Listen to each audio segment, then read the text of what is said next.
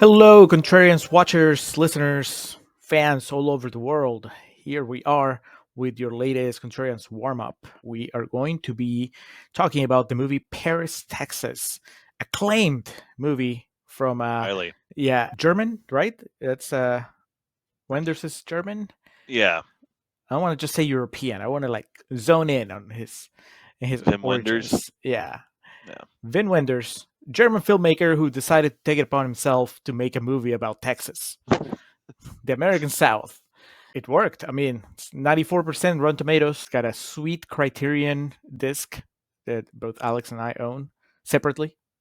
Uh, we we were tasked by Cold Stone Steve Austin to tackle this on the show, and I think we did a pretty good job. We did a full Contreras Corner where we trashed it, and then a full real talk where we express our real feelings about this most famous Harry Dean Stanton vehicle.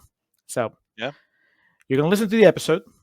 Maybe you already have, but what we're gonna do here is give you some extra Rotten Tomatoes quotes, some extra trivia, and then of course the Josh Gad Minute, because if Josh Gad fits in a movie perfectly, it would be Paris, Texas. So we're going to start with the quotes. We're going to start with Fresh Tomato from Emmanuel Levy from EmmanuelLevy.com, who says, deservedly winning CanFest Top Award, Wim Wenders' brilliant film is a personal meditation on the relative power of images and words, as well as a contribution to the modern Western and journey pictures as uniquely American genres. Uniquely American, and yet, as we just mentioned, he is German. That review put me to sleep faster than the movie did. Was it personal meditation? Was that the phrase that he used? Yeah, a personal meditation. Fuck off. Yeah. All right. Yeah. How do you feel, Alex, whenever you see a filmmaker that's not American making a movie that's very much about America? Does that feel weird? It's American dream, baby. That's what everyone wants. Everybody wants to make a movie about this in the United States. We're number one. I mean, it's definitely jarring that this dude just like in East Jesus, nowhere, Texas, wanted to make a movie. I'd be curious to know like where he got the inspiration for that. Did he come to visit, I don't know, Houston one day? Got lost driving around and ended up in strip club. Yeah. Galveston or some shit. This is where my movie must end. I've always felt like it's tricky territory. I mean, Paris, Texas is now beyond reproach. You know, it's too late. It just rose through the ranks. But if somebody tried to do something like that today, I'm sure that there would be a section of the internet that would be just incensed and be like, how dare this person that's not from the South make a movie about the South? Yeah. Yeah, that's an interesting point. I obviously view myself as a bit more open-minded than that, but well, I said that section. No, I know. Yeah, I get it, point taken. I get it, but yeah, I mean, there's definitely part of me that's like, what does this guy know about Texas? But, well, 94% of critics say that he knows enough. I'm going to move on to Joseph John Lanthier from Slant Magazine, who says, Paris, Texas may be missing a crucial piece of authentic Americana, but it still evokes an America most Americans yearn to gaze on. What the fuck does that even mean? What's the crucial piece of authentic Americana that is missing? An American director? I guess it's not. No one eats a cheeseburger at any point. There's no morbidly obese characters in this movie. That's what's missing about America. There's nothing that. It's not a story of the history of America told from the perspective of an American. Like that's. That's just so foreign to me, no pun intended or anything, but the idea that someone would cite this as not being American enough, where it's like, that's enough, like that sentence is enough to make you go, this person just completely missed the point of the entire movie. Joseph, reach out to us. Tell us, what was that crucial piece that Paris, Texas is missing? Now, you as an American, Alex, is this an America you yearn to gaze on? I like driving through rural parts of the country, but I don't know. I don't ever want to get on a runway on a like an actual tarmac to get on a plane. I like the little walkways and stuff. I don't want the staircases that roll up to it. That's not my America. I want my walkway to the jetway to get on the plane. And then in France, it's La Jetée. And then in France, the plane walks to you. Ray Pride from New City says, "The grief, the love, the loss, the images by the great late Robbie Miller, the kinetic, the peripatetic, the distilled, the beating heart, the lonely man, the lonely land. I should just sit down and write a letter to, to Wim Wenders." Yes, you should, Ray. Oh, sorry, I fell asleep again. This is a movie that, in the episode itself, we talk a lot about, you could interpret this as kind of slow moving or boring. And so it makes sense that critics made the most boring, pretentious, like, quotes that they could for it. They just felt inspired. And, the date on that is like 2023. So this guy worked on it for 40 years. Ray, I hope that you got to write that letter to Wim Wenders. I hope that Wim Wenders got it, read it, crumpled it, threw it behind it. Like, next movie. Or it's like a card, like when you're a kid and he just opened it and he emptied it out to see if there was any cash in it, and there wasn't, so he just threw it behind him. All right, we're going to close with one of the big ones. Gene Siskel from the Chicago Tribune says, "If this film doesn't successfully indict the destruction of the nuclear family, no film can." And we talked about this in the episode a little bit. I felt that Wim Wenders and his screenwriters, Sam Shepard and the guy that helped write the second Texas Chainsaw Massacre. That's right. What a team. LM Kit Carson. Yeah, they seem passionate, I think very, very confident about just what the right way to raise a child is, and that is with the biological mother leading the way, even if she doesn't seem like she's exactly equipped to raise a child. There's a full conversation about this in the episode, but basically I was leaning towards the side that Dean Stockwell and his French wife were not doing a bad job. No. And then the movie happens, and suddenly the kid that they've been raising for 4 years is gone. How do you feel about that? Let us literally know. Kidnapped. Yeah. Where are the consequences? Where are the cops? Not in Paris, Texas, I'll tell you that. No. Anyway, I mean, I'm not gonna argue with Gene Siskel for one. I mean, he's not here, so yeah, he's not here to defend himself. No, but I'll just say it sounds like he sides with Wenders, and I mean that's fine. I guess it's still a free country, Alex. For now, not if a bunch of foreigners come and start making movies about our country, then who knows what's going to happen.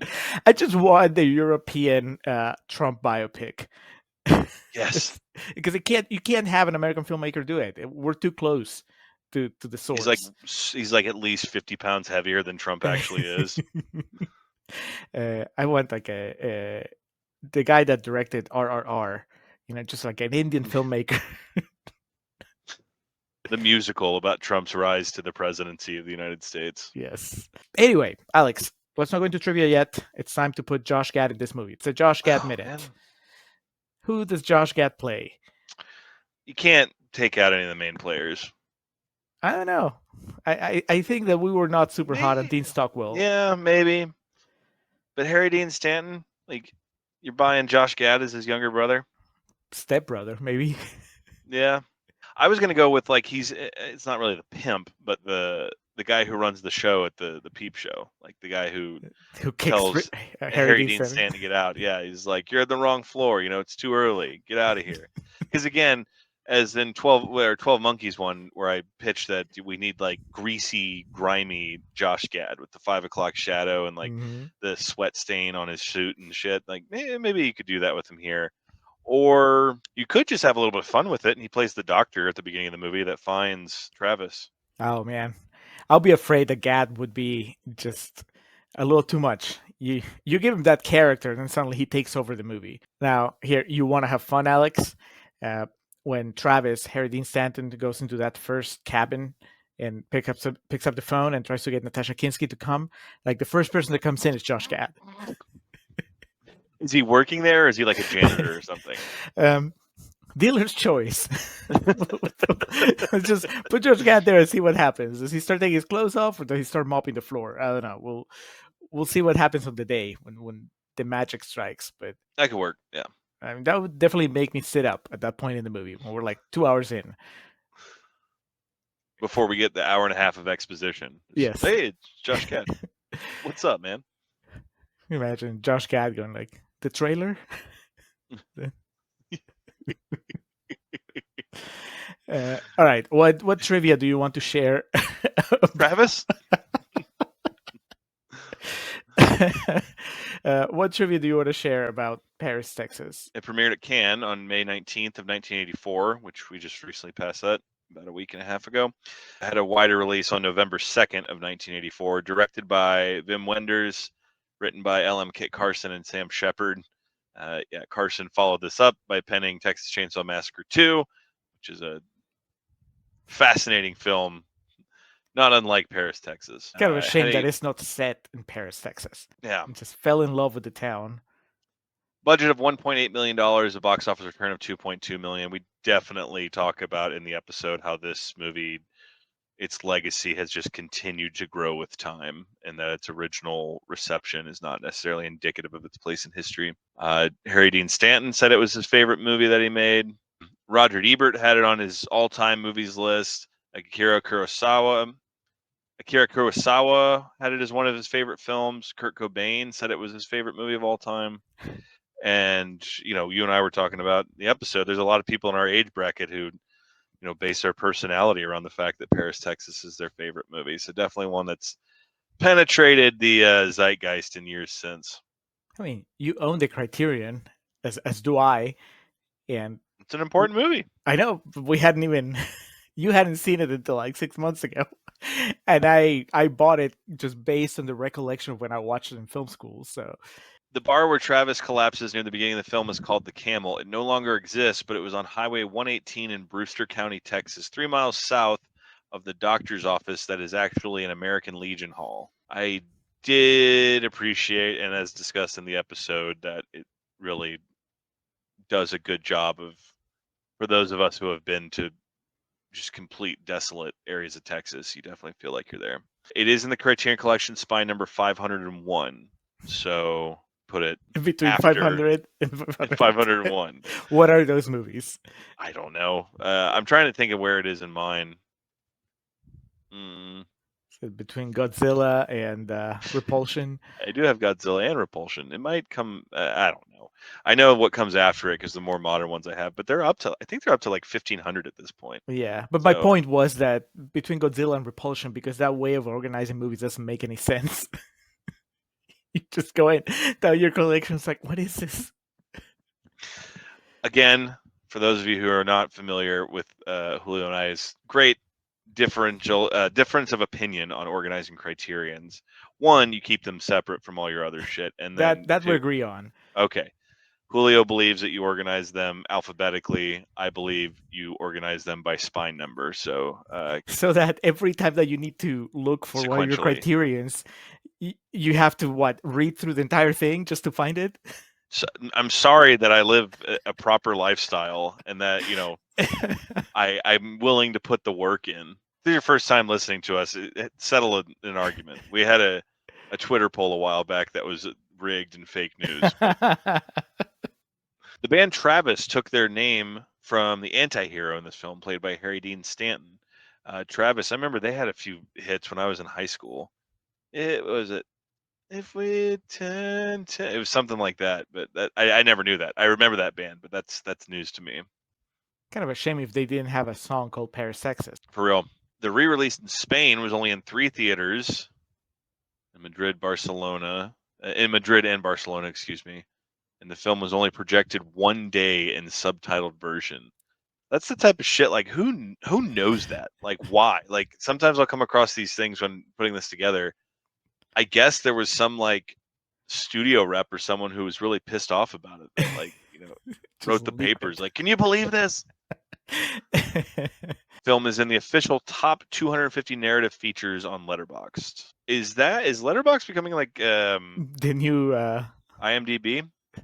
I mean, I don't know. The alternative, the more the hipster IMDb, maybe. They have their own lists. I mean, it's been useful for me, like as far as like keeping track of what I watch and logging shit.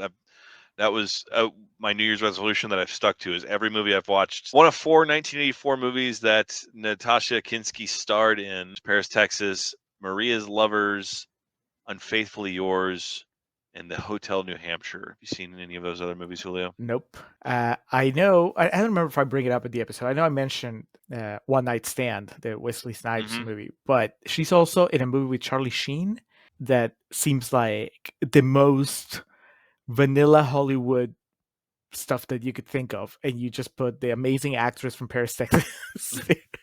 Like that's her crossover.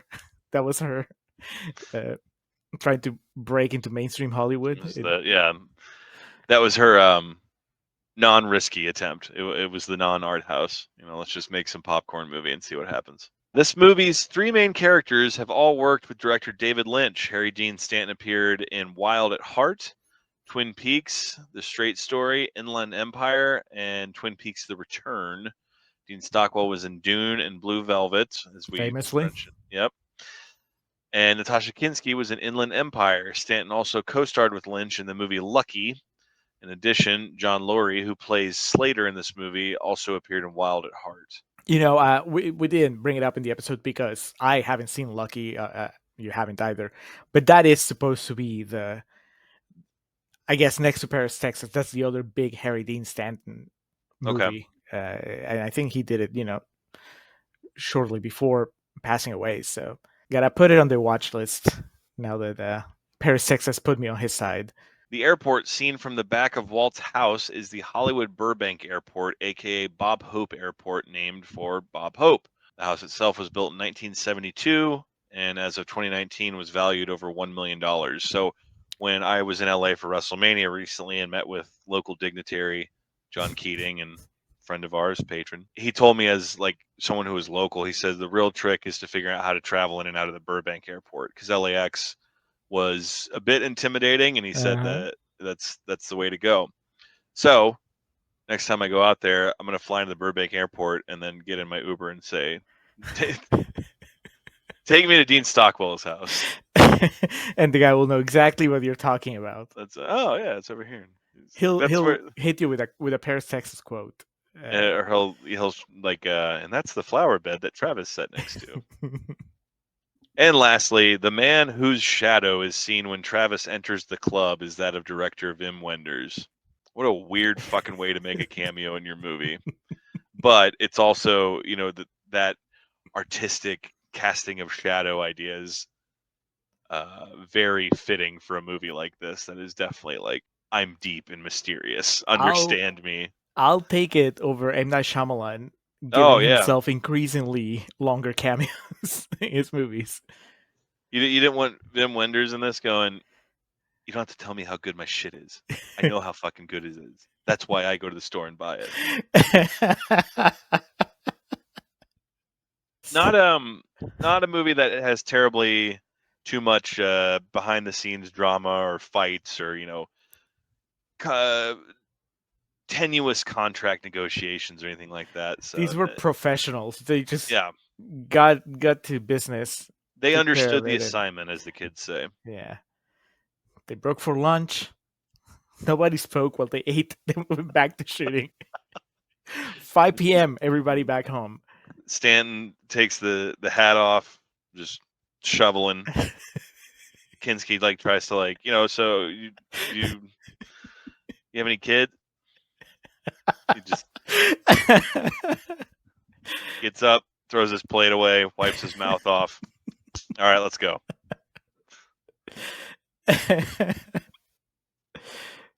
I mean, that's fine. That's how you make a 94%er in the 80s. It's Richard Dreyfuss and Bill Murray hate each other on the set of What About Bob? We got a good movie out of that. So who's to say these guys didn't really have to hang out and be friends, and that's why we got what we got. Yeah, actually, Harry Dean Stanton thought Natasha Kinski was unattractive. He didn't get it. He kept trying to get her recast, and just Wenders. Dean Stockwell kept trying to talk to Wenders like, we don't need this old man. I can play that role. All right. Well, so that's Paris, Texas. There's, like I said, a full episode on our main feed. Just check it out. Tell us how you feel about this classic. Have you seen it? If you haven't seen it, why? Maybe we'll convince you to watch it. Coming up next, boy, Patron Takeover. takes another left turn. This is almost like a Yui. We're like a 180-degree turn because our next movie is the infamous pop classic Barbed Wire, starring Pamela Anderson. Never seen it, but I am familiar enough with it to know that it's nothing like Paris, Texas. I was about to say a little bit different. Yeah. Yeah. Also rotten, so we'll be saying nice things about it in Contrarians Corner. Just prepare yourselves. Watch Barbed Wire. Very rare and unique opportunity to talk about Pamela Anderson, so it should be a good time. It's either that or covering Baywatch. So I'm better off with this. Yeah. Let's do Barbed Wire. So thank you for checking out the video. Thank you for listening to the podcast, and we'll talk to you again soon.